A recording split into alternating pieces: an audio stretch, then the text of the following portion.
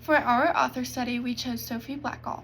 She is an award-winning illustrator and author known for her beautifully detailed artwork and heartfelt storytelling.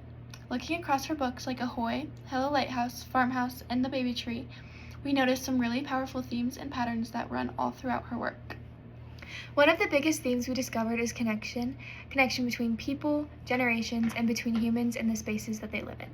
In Farmhouse, she brings to life an abandoned house by layering old wallpaper, photographs, and even pieces of fabric from the real farmhouse she found. It was like she was connecting the past to the present through her art.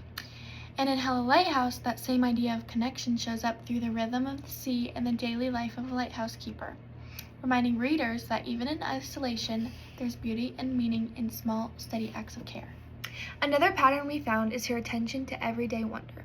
Sophie finds magic in ordinary moments, like how families grow in The Baby Tree or how a child inspires his dad to be a kid again in Ahoy. Her illustrations invite readers to slow down and really look, noticing little details that make life special.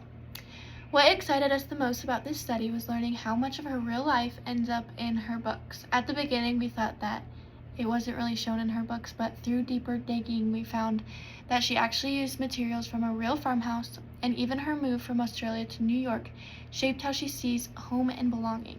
It made us realize how personal storytelling can be in children's literature. As someone learning about children's book, the study has changed how I think about their impact. For a future educator, Sophie Blackall's work is a great tool to spark conversations about history, family, and beauty in everyday life. And even for someone like me who might not go into education but plans to be a parent, her books remind me how meaningful it can be to share stories that teach empathy, curiosity, and imagination.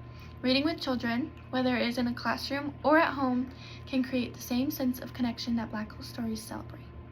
One thing we want everyone to know is that Sophie Blackall's stories remind us that every object, every place, and every person has a story waiting to be told. You just have to look close enough to find it.